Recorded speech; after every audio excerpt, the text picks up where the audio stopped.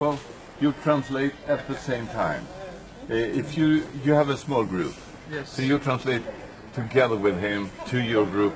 He has a bigger group. He needs a bigger voice. We'll see, or we take it one at a time. If you have plenty of time, I can go on to the afternoon. First of all, welcome to the Garden Tomb.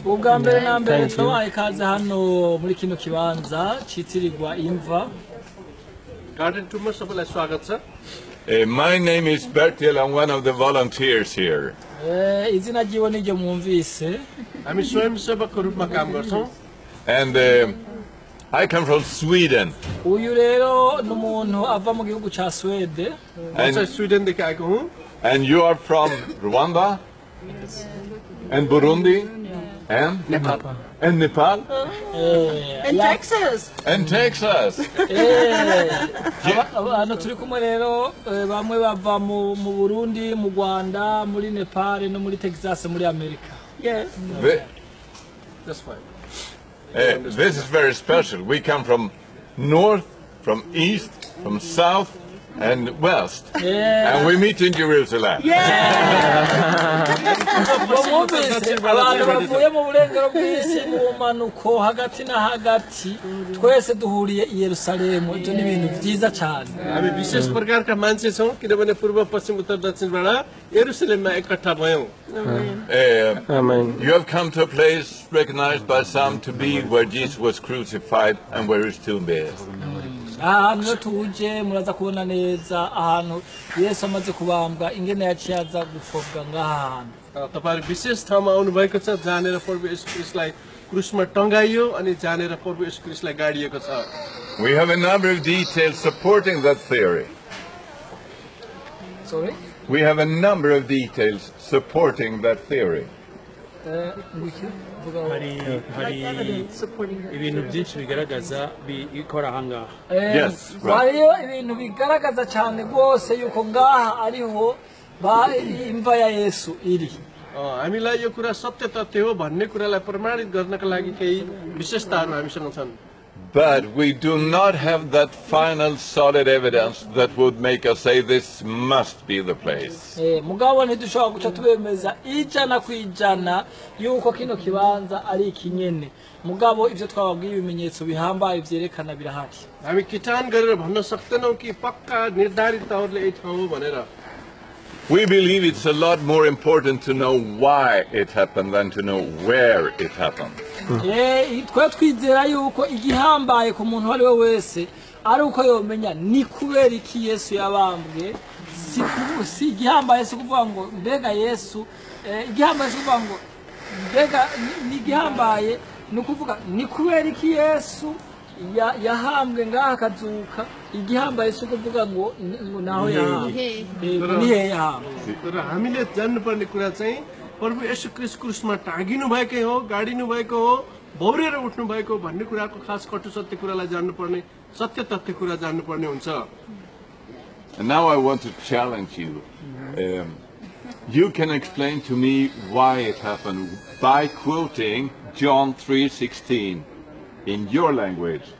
Together, both languages mixed and English, maybe. Bagomba rero ngo adushiremo aka kadefi cyangwa aduha igikorwa natwe dukore ngo kugira ngo tumenye neza igituma byabaye dusubira mu jya murongo uri muri Yohana 3:16. Bose baraza kuvuga mu rurimi rwabo, abanepale bavuga mu rurimi rwabo, natwe tuvuge mu Kirundi no mu Kinyarwanda kugira ngo you are accountant to give a sign for us. Yes, yes. म तपाईहरुलाई चुनौती दिन चाहन्छु कि तपाईहरुले यूहन्ना 3:16 लाई कोट गरेर तपाईहरुले यो कुरालाई तपाईले भन्न सक्नुपर्छ. And here we go. यस्तो प्रेम गर्नुभयो एकभन्दा पुत्र दिनु विश्वास गर्ने कोही पनि नष्ट नहोस् तर त्यसले अनन्त जीवन पाओस्. Amen. It's like Pentecostal day. Okay, let's go. Let's go. अब हामी जाँदैछौँ. यहाँ अब एक्सप्लेन भयो. अब यहाँ गाइडले हामीलाई अब सबैतिर घुमाउने कुराहरू छ. अब हामी जाँदैछौँ जहाँ जहाँ प्रभु येशू मसीह को आज डेड बडीलाई दफन गरियो अनि उहाँलाई चाहिँ राखियो त्यो कुराहरु चाहिँ हामीलाई अब यहाँ देखाइदै छ सो हामी यहाँबाट जाँदै छौं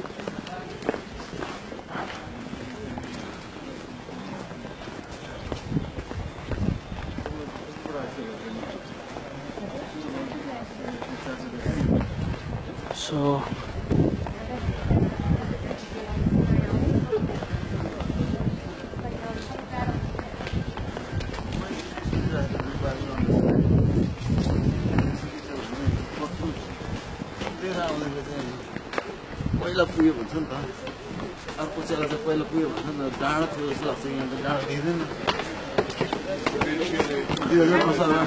यहाँ धेरै मान्छेहरू धेरै देशबाट जसले प्रभु येशू मसीहलाई विश्वास गर्छन् विभिन्न देशबाट आएका छन् अनि हामी चाहिँ यहाँ अब यो सबै हेर्नको लागि आएका छौं यहाँ कुर्सीमा बेन्चमा बस्न सक्नुहुन्छ ओके दिदी यहाँ माथि बस्नु है थ्यांक यू हामी यहाँ अब आएका छौं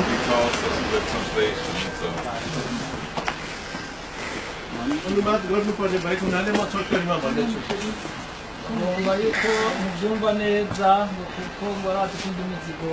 Oh, sorry. As you all know, Jesus was brought to a place called Golgotha to be crucified. तपाईहरु सबलाई थाहा छ परमेश्वर ख्रीष्टलाई क्रुसमा टाँग्नको लागि गलगथा भन्ने ठाउँमा ल्याइयो And the meaning of the word Golgotha, that is the skull. गलगथाको अर्थ हुँदछ खप्परे डाँडा थप्परे Here is a photo that is a little more than 110 years old. यहाँ पिक्चर छ यो तस्बिरले चाहिँ 110 वर्ष अगाडिको कुरा बताउँछ It was taken from the northern wall of the old city up there. दाउदको सहरको उत्तरी भाग पछाडि पर्छ त्यहाँबाट चाहिँ यहाँ ल्याइएको थियो उहाँलाई And here you can see the image of a skull. तपाईँले यो खप्पर जस्तै यहाँनिर आकृति देख्नुहुन्छ Now we don't see it in a good angle from here. And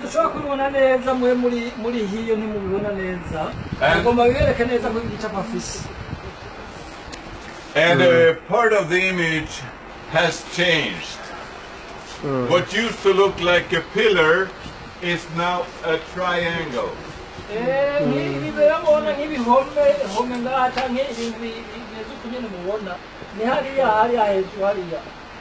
त्यो पिलर थियो त्यसलाई चाहिँ त्यसको आकृति केही बदलेको छ अहिले त्रिकोण आकारमा हामी देख्छौं I will give you some time for photos afterwards. I think. एकछिनपछि फोटो खिच्ने समय तपाईहरुलाई दिन्छौं हामी But this image was the reason why some people believe that Golgotha had its name from.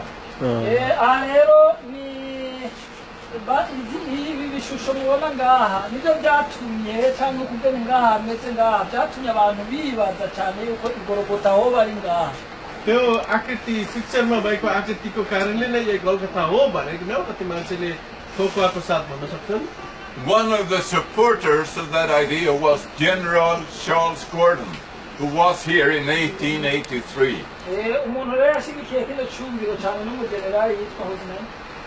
General Gordon. General Charles Gordon भन्ने व्यक्ति 1818 सालमा यहाँ बसेका थिए तिनले चाहिँ यो कुरा लेखेका हुन् तिनीद्वारा चाहिँ यो कुरा पक्का भएको छ And he was so excited and convinced that he made his friends in London raise money to buy a piece of land. It's thanks to him we have this garden.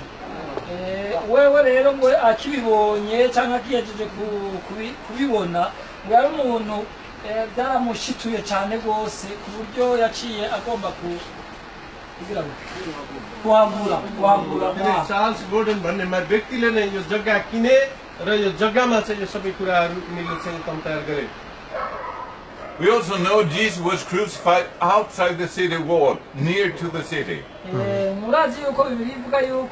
Yesu yabambiwe inyuma y'igisagara. तपाईहरु हामी सबैलाई थाहा छ प्रभु येशू ख्रीष्ट चाहिँ यरुशलेम भन्दा बाहिर लगिकन क्रुसमा टाँगियो The walls we have today are just about 600 years old. Ariyo mubona ngaha ni nka aho Yerusalemu ya kera igarukira. 600 वर्ष पुरानो लगभग 600 वर्ष पुरानो चाहिँ पर्खाल हाम्रो पछाडि यो पर्खाल चाहिँ डेभिडको सहरको पर्खाल The हो part of the wall you can see here, यरुशलेमको down to पर्खाल Damascus Gate, is built where the walls were in the days of Jesus. Ntabwo mubona rero kuva hariya gushika hariya yavuze uruhome. Ngaha hariho uwo muryango uja i Damasiko n'ahandi murabona yuko ari muri Yerusalemu ya kera. यरुशलेमको पछाडि यो जो पर्खालको पछाडि दमस्कस गेटदेखि यहाँसम्म यो पर्खाल चाहिँ जोडिएको छ And in those days, we had two busy roads, one leading east, one leading north, just near here.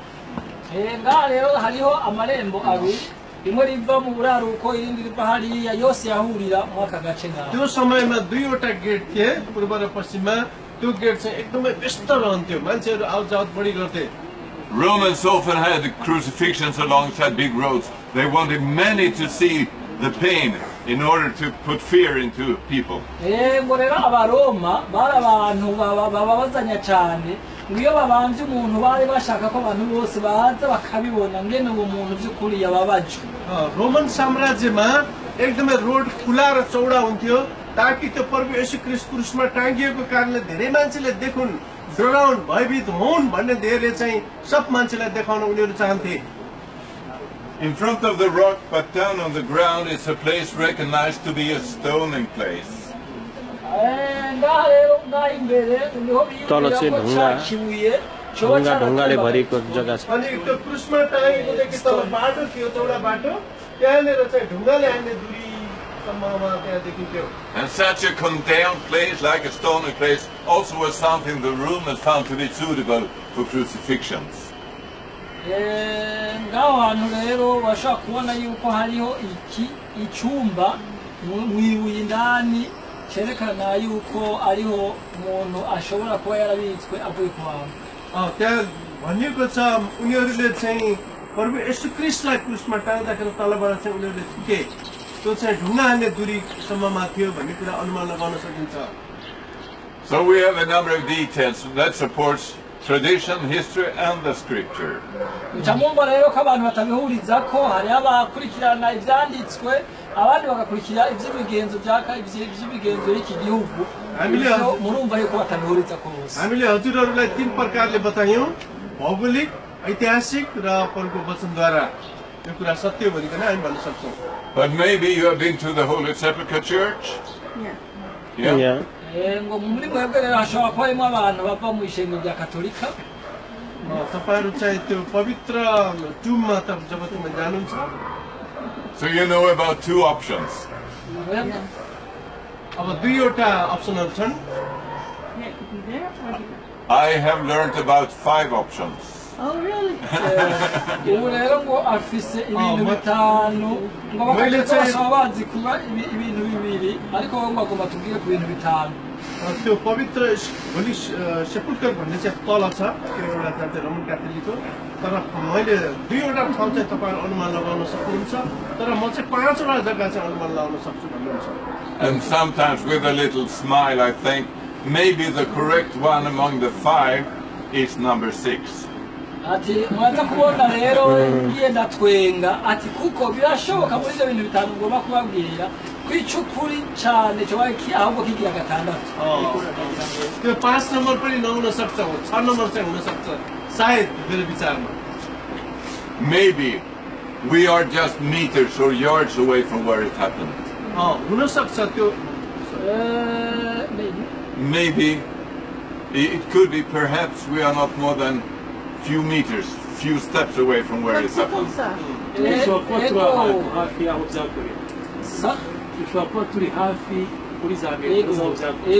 जहाँ त्यो घटना घटेको थियो त्योदेखि चाहिँ हामी केही दूरीमा मात्र हुन सक्छौं We cannot be more than half a mile or even half a kilometer away from where it happened. ntidushobora kugereranya neza mu mbega ni metero zingahe cyangwa ni birometero bingahe